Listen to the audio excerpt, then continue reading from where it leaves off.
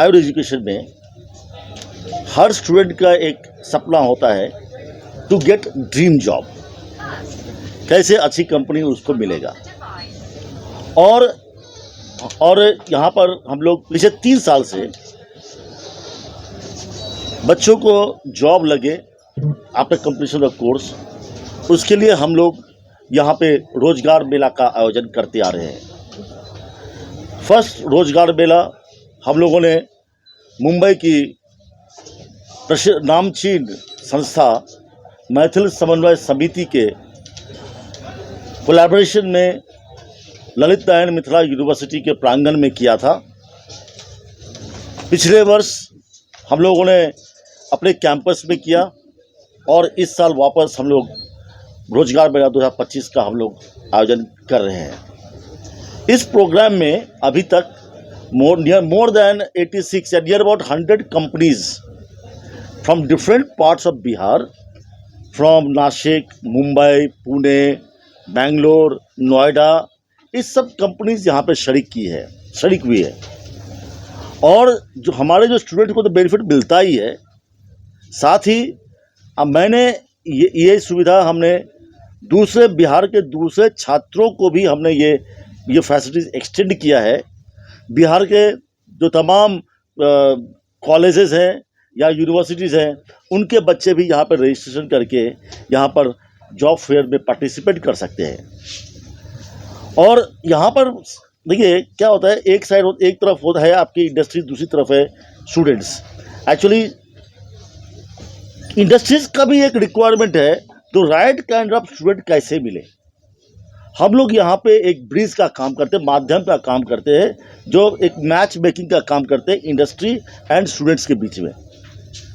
और आपको बताना चाहूँगा industrial requirement and university curriculum के बीच में एक गैप होता है।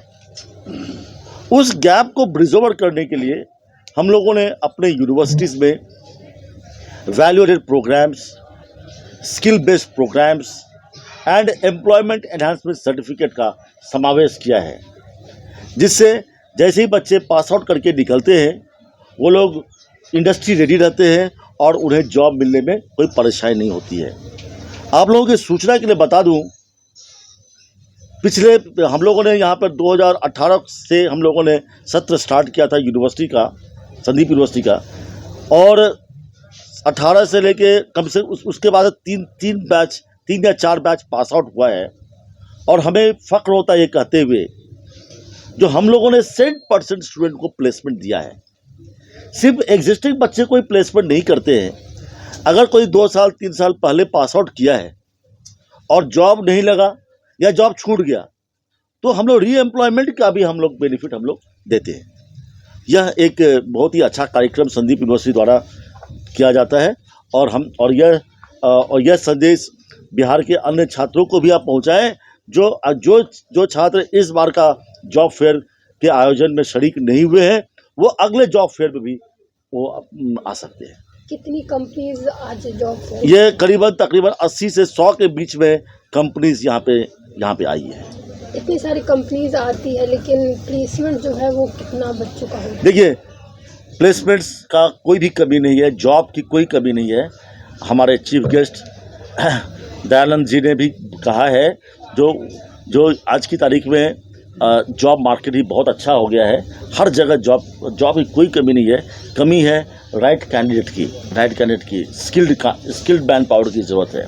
तो अभी फिर भी अगर मान लीजिए, अगर 80 इंडस्ट्रीज़ में अगर ऑन एन एवरेज 5 भी सिलेक्शन होता है, ऑन एन एवरेज 5 भी होता है, तो कम से कम 400 से 500 के बीच में सिलेक्शन हम लोग उम्मीद करते हैं। जो कम से कम 400 से 500 के बीच में बच्चों का सिलेक्शन होगा। हमारे मिथिलांचल के लिए ये कितनी बड़ी अपॉर्चुनिटी है। पहले ऐसे देखा जाता था कि हमारे मिथिलांचल के बच्चे अदर स्टेट में जाकर जॉब ढूंढते थे, लेकिन आज ये हुआ है कि बहुत सी कंपनियां मधुबनी आ रही है। तो संदीप यूनिवर्सिटी ने हमारे मिथिलांचल को ये कैसा सौगात दिया? देखिए, आपको बताता हूँ, यूनिवर्सिटी खोलने का जो मूल मकसद यहाँ पे था, अपने गांव में मूल मकसद था। बहुत लोग बोलते भी आप पटना में क्यों नहीं खोले, आप दिल्ली में क्यों नहीं खोले, सिजौल जैसे इंटीरियर में आपने क्यों खोला।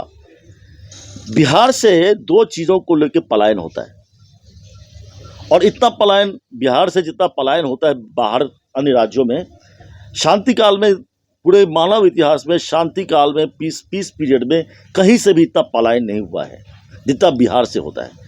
एक्सोडस, इसको पलायन नहीं बोलेंगे, इसको माइग्रेशन नहीं बोलेंगे, इसको एक्सोडस बोलेंगे आप, इसको मास माइग्रेशन। तो यहाँ पे मैंने देखा है, मेरा जो अनुभव है, पहला जो माइग्रेशन होता है यहाँ पर जॉब के लिए, दूसरा होता है हायर स्टडीज के लिए, और तीसरा होता है आपको स्वास्थ्य के लिए, मेडिकल के लिए।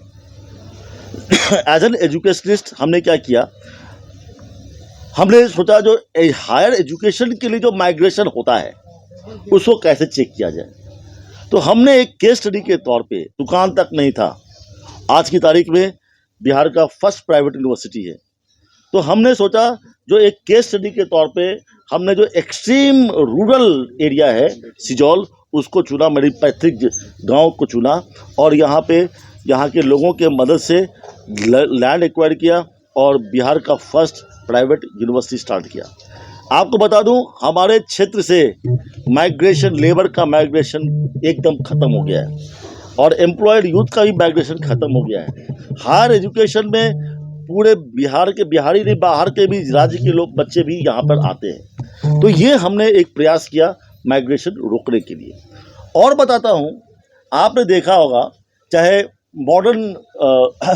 मॉडर्न टाइम में जो अपकमिंग सिटीज़ आई है, जैसे पुणे, मुंबई पकड़ सकते हैं, मुंबई, पुणे, नोएडा, गुड़गांव, बेंगलोर, आप देखेंगे वहाँ पे जो इंडस्ट्रीज आई है, पहले वहाँ पे इंस्टीट्यूशन आई थी, वहाँ पर बहुत सारे इंस्टीट्यूशन गवर्नमेंट ने स्टार्ट किया, और जब इंस्टीट्यूशन आ गया तो रॉ मटेरियल जो कॉर्पोरेट्स को चाहिए, ह्यूमन रिसोर्स, अच्छी quality and cheap human resource, वो मिला।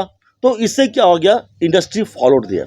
तो हम चाहते हैं यहाँ भी अगर हम लोग अच्छे मैन पावर, हम यहाँ पे हम ट्रेंड मैन पावर बनाएंगे, और इसको देख के दूसरी भी यूनिवर्सिटीज़ आएगी और भी इंस्टीट्यूशन आएंगे, तो उसको देख के जो कॉरपोरेट्स है, बाहर की जो इंडस्ट्रीज़ है, वो भी मिथिला में आएगी। फ़िलहाल हम अपने बच्चों को यहाँ पे ट्रेंड करके हम लोग प्लेसमेंट देश के अन्य राज्यों में कराते हैं, लेकिन वो समय दूर नहीं है जब यहाँ का जो रॉ मटेरियल ह्यूमन रिसोर्स के रूप में देख के बाहर के इंडस्ट्रीज भी यहाँ पे आएगी, जो यहाँ के बच्चे यहीं पे काम करेंगे। और बिहार में एक ऐसा यूनिवर्सिटी खुला है जहाँ के जो डॉक्टर संदीप झा जी चेयरमैन हैं, वो बहुत प्रैक्टिकल लोग हैं, और प्रैक्टिकल होने से स्टूडेंट को ये फ़ायदा मिलता है जो नौकरी करने जाने के लिए एक सर्टिफिकेट की ज़रूरी नहीं है, उसके साथ जनरल नॉलेज उनको कितना ट्रेनिंग दिया गया जो इस यूनिवर्सिटी में मिल रहा है। जैसे मैंने कहा, हम लोग तो 30 साल से इंटरव्यू ले रहे हैं, लेकिन और स्टेट के जो बच्चे आते हैं और बिहार के जो बच्चे आते हैं उसमें बहुत फ़र्क रहता है। आज जो मैंने इनसे सुना है, मेरे को लग रहा है मैं अगले बार शायद मैं इनको फिर कहूँगा, जो बीच में एक बार मैं फिर आऊँगा, और ये जो ट्रेनिंग देना हुआ, जो बायोडाटा कैसे सबमिट करोगे, पर्सनालिटी को कैसे प्रेजेंट करोगे, सामने वाले को तुम अच्छा कैसे लगोगे, जिसमें तुम्हारी सर्टिफिकेट से ऊपर 25% सामने वाले देने की कोशिश करें। दूसरी चीज़, एक कैटेगरी की बात अभी तक नहीं हुई। कोई भी जो बड़ी कंपनी, जैसे मैं खुद लार्सन टोब्रो में जॉब करता था, एक इनको अपनी कैटेगरी बनाना चाहिए। जैसे मान लीजिए आईटी के बच्चे हैं, उसमें नंबर 1 पे कौन आया, 2 पे कौन आया, 3 पे, वो एक सर्टिफिकेट इनको देना चाहिए। ऐसे डिप्लोमा में हो, ऐसे बीटेक में हो, सारे डिपार्टमेंट को उस कैटेगरी से बच्चे की भविष्य और अच्छा बनता है।